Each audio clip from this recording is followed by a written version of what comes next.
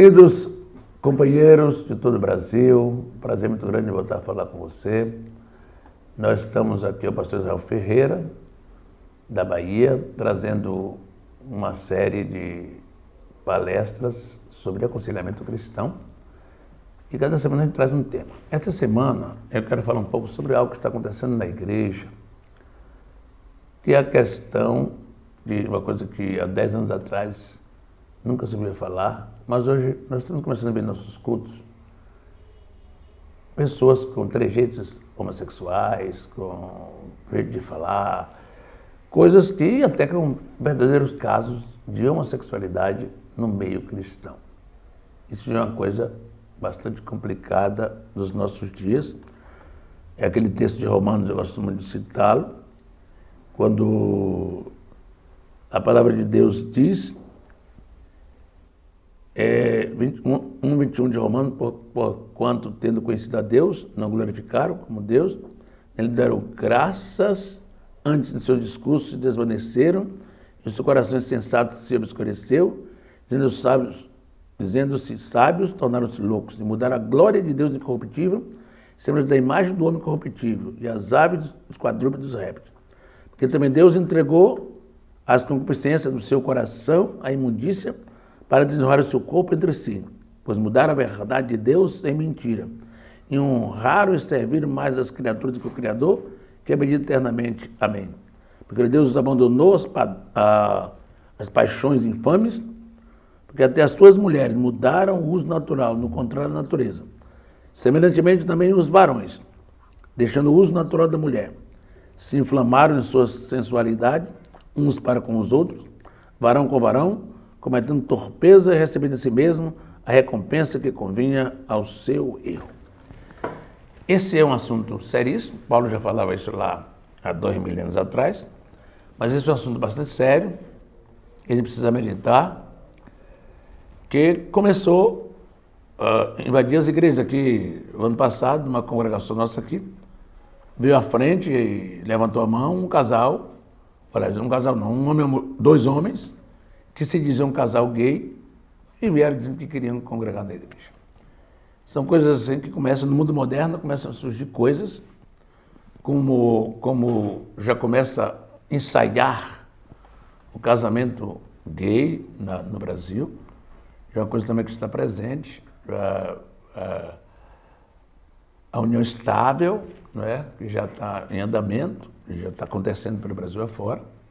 No mundo inteiro isso passou a ser uma coisa bastante complexa, bastante grave em todo o Brasil. Os próprios governos investem milhões nas paradas gays, então há toda uma mobilização nesse sentido, de se investir recursos públicos para convencer as pessoas a serem gays ou que o homossexualismo não é nada demais. Só que a Bíblia condena aí a homossexualidade de uma forma, hoje chama de homoafetividade, a Bíblia condena, desde o Velho Testamento, aqui Paulo também, e nós temos que ter vários conceitos ou preconceitos sobre isso, nós precisamos pensar nisso. E a gente às vezes fica pensando assim, mas quais as razões, quais os porquês, quais as causas da homossexualidade? A Bíblia diz que Deus fez em Gênesis macho e fêmea os criou. Deus fez macho e fez fêmea. Há um tempo atrás se dizia que as pessoas que são gays nascem gays. Só que com o advento da ideologia de gênero, já mudaram. Agora dizem que ninguém nasce nada. Veja que confusão mental traz para a nossa geração que vem após a nossa, de jovens adolescentes, que vem depois da nossa. Mas que confusão se instala quando o pessoal defensor agora da ideologia de gênero diz que ninguém nasce nenhuma mulher, que ele se faz com o tempo. Com o tempo ele se faz, ele vai descobrir suas tendências com o tempo e depois ele vai ser o que ele quiser. Essa é uma loucura total que se instalou no mundo moderno, com diversos escritores famosos que escreveram um livro sobre isso, e eu ainda vou falar sobre ideologia de gênero numa outra palestra. Mas hoje eu quero pensar com você. As causas, elas são causas espirituais. Primeiro, que é uma seta diabólica sobre a vida de alguém, sobre uma família para destruir, para prejudicar, não tenha dúvida. Mas, em segundo lugar, é uma questão psicológica. O Freud, o Lacan, os psicólogos daquela geração, eles defenderam um princípio interessante, que às vezes as pessoas não gostam de Freud, mas tem coisas interessantes nele, que defendeu a família, o casal, como sendo o equilíbrio da saúde mental dos filhos. E isso é uma defesa de Jacques Lacan, mostrando que a falta do pai pode gerar doenças. Mostrando que o pai representa a lei, os princípios, a disciplina, e a mãe representa o carinho e o amor. Isso é a linha de Lacan, Jacques Lacan. E isso leva a gente a pensar que isso é muito importante você pensar o seguinte, como Freud e Lacan, esses dois fundadores da psicanálise, principalmente Freud, ele coloca a importância de que as crianças precisam de um pai e uma mãe dentro do contexto de quê? Cada um no seu papel. E na criação deles, se por exemplo, eu estava, preste bem atenção, que eu estava aqui na nossa igreja, em Salvador, onde eu ainda sou pastor, e eu estava numa congregação ministrando uma palestra para adolescentes, numa sede de setor, e aconteceu que um adolescente me fez uma pergunta muito intrigante. Ele disse, minha mãe bate no meu pai, minha mãe espanca meu pai. Geralmente os maridos que fazem isso, né? Mas essa mãe espanca o pai. E aquele me disse, eu não quero me casar. Eu vou ficar solteiro. Não vou ser gay, mas não vou me casar. Por quê? Que mulher vai servir para mim se minha mãe faz isso? Então você vê como os contextos familiares podem produzir esse tipo de repúdio ao sexo oposto. Se numa casa tem um pai totalmente passivo e a mãe totalmente ativa, no sentido de quem dá ordem, quem lidera, quem comanda, pela cultura que nós temos, vai se passar uma ideia de que um pai fraco e uma mãe forte. E no contexto da criação, aquele menino pode querer mais parecer com a mãe do que com o pai. E os contextos de, como dizia o Sigmund Freud, que nessa fase de 3 a 5, 7 anos, existe um momento que a criança, o menino se aproxima mais da mãe e a menina mais do pai. Isso na formação da sua identidade sexual.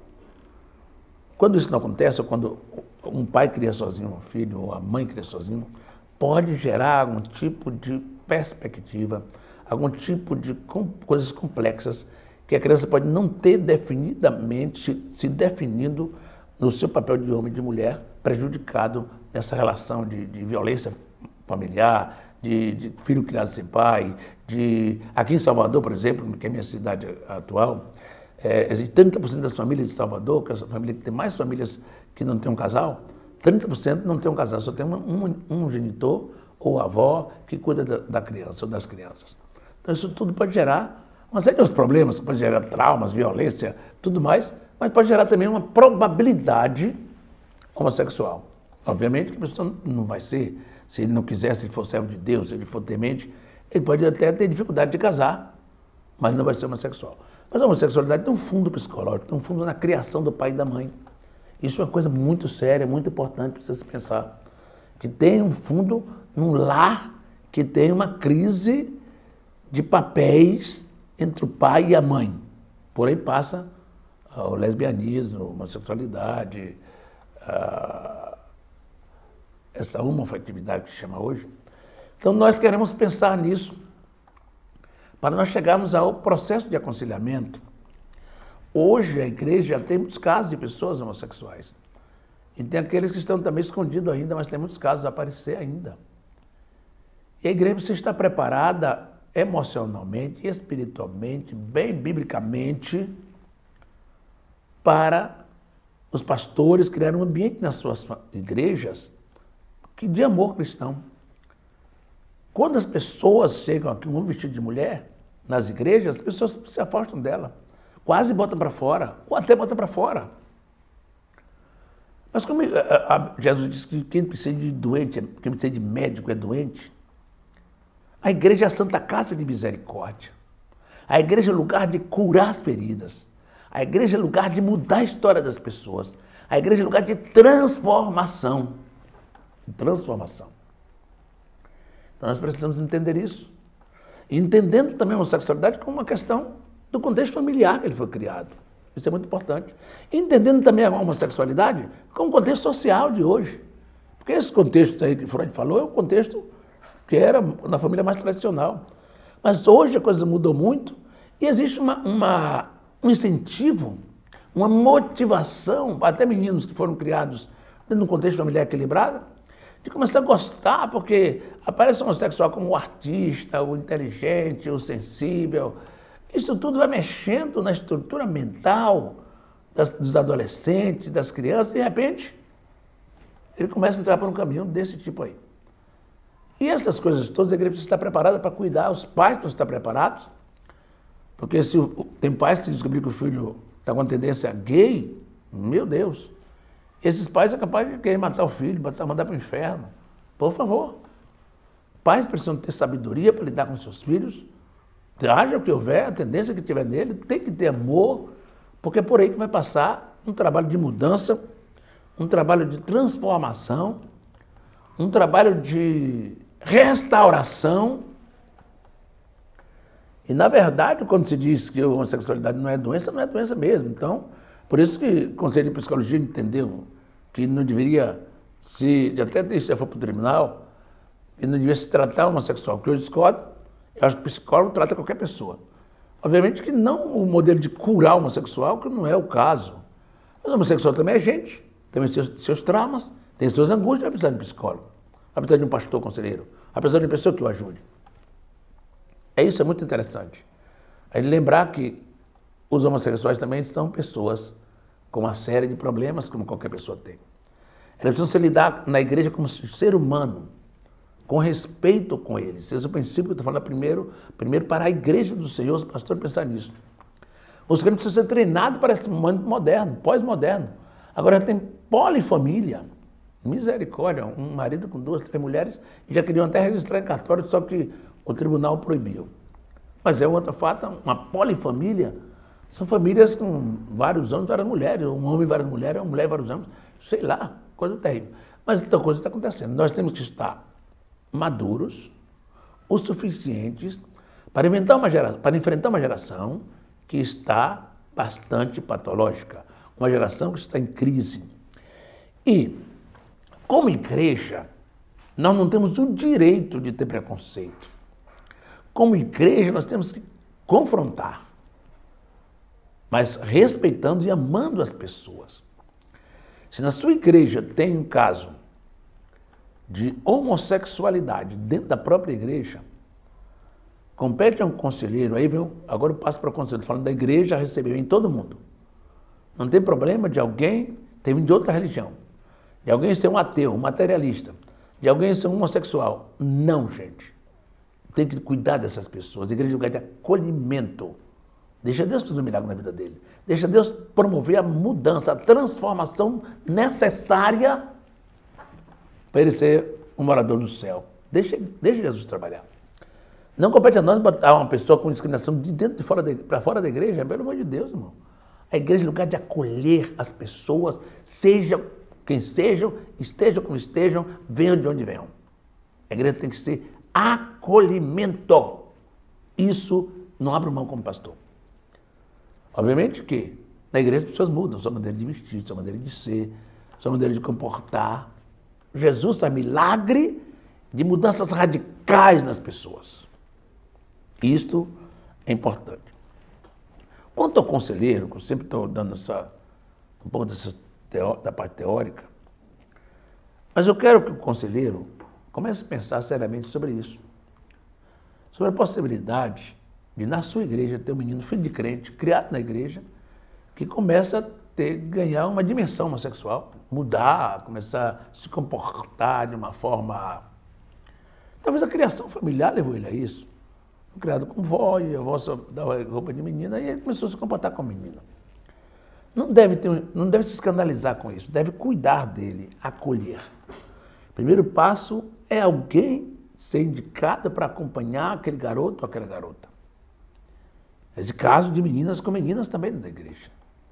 Não vamos tapar o céu com a bandeira e dizer, pastor Israel está falando uma barbaridade neste vídeo. Eu sou pastor de igreja grande. Porque um dia estou passando por uma igreja menor. Mas uma igreja grande também no interior. Eu sou pastor de uma igreja grande com 100 mil membros. Eu já vi de tudo aqui nessa igreja. Tem gente, tem meninos, tem meninas. E eu não excluo, não boto para fora. Ele vai passar para disciplina se for o caso. Mas eu vou cuidar dele. Eu e você, pastor, que está me ouvindo. É preciso cuidar dele. Primeiro passo é identificar quem está com esse problema. Segundo passo é orar primeiro. Para Deus botar amor no teu coração, porque esse é o grande segredo. Você já vai para lá xingando, falando mal, discriminando, dizendo que é do capeta, não vai resolver nada.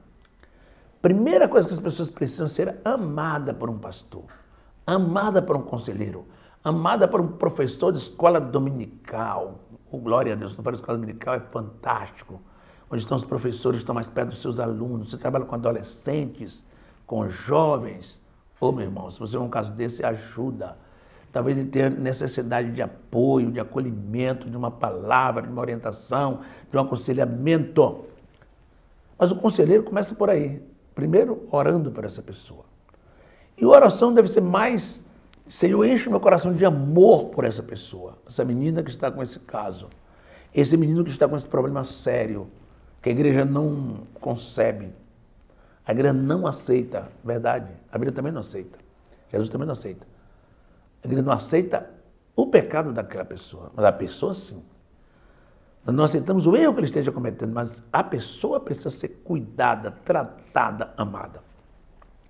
Então o conselheiro precisa, primeiro, amar aquela pessoa, chamar para perto, diga, estou interessado em lhe ajudar, eu quero te abençoar, eu quero estar com você, vem cá.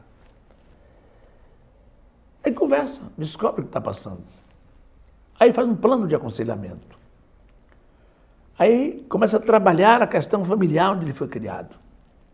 Começa a trabalhar o processo mental dele, como ele pensa assim, porque ele começa a pensar, né, como um gay. Ele precisa ser trabalhado isso, com muito carinho, com muito amor. Não precisa proibi-lo de nada, dizer, você não vai ser mais isso. Não é assim. Ele tem um modo de ser que precisa ser trabalhado com você. Trabalhado, orado, ensinado, jeito de andar, jeito de ser, jeito de se comportar. Precisa de alguém que acompanhe a vida dele por alguns meses. Não um momento sentou ele, menino, deixa isso, e amém, Deus te abençoe. Não é assim.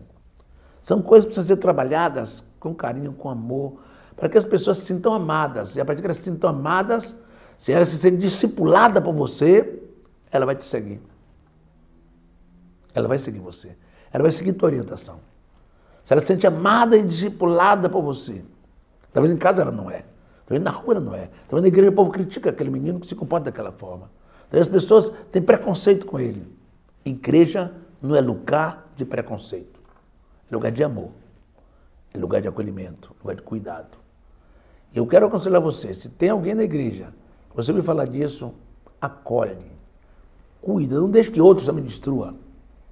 Não deixe que os colegas dele zombem dele a ponto de destruir a vida dele.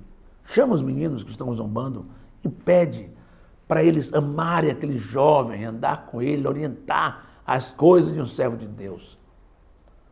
Igreja é Santa Casa de Misericórdia. Igreja é lugar de acolhimento. Igreja é lugar de amor. E o pastor conselheiro não pode perder de vista um jovem que esteja com a fragilidade desse tamanho. Porque ele também é filho de Deus. Então ele precisa de graça, então ele precisa de amor, de acolhimento, de uma série de orientações que pode durar meses você chamando ele na sala para conversar. Meses. Então o professor de escola dominical pode fazer isso com o seu aluno. Depois da aula, chama, conversa e acompanha durante um tempo. Esse acompanhamento vai levar ele a ser um crente fiel. E crente fiel abandona o pecado. Esse processo de aconselhamento vai levar ele a mudar de vida, mudar a sua história, mudar a sua maneira de ser, sua maneira de pensar. Então, queridos, isso é trabalho da igreja, é meu trabalho. Salvar esses garotos, ou essas garotas, um homem ou mulher, que esteja numa crise existencial deste tamanho. Isso é uma crise existencial, espiritual, emocional, psicológica, tudo isso junto. Mas você pode ajudar, você pode aconselhar, você pode lhe dar o caminho, você pode lhe ajudar ele a andar para Deus e para ser uma bênção. Vamos ajudar as pessoas. Um abraço, gente. Deus abençoe você.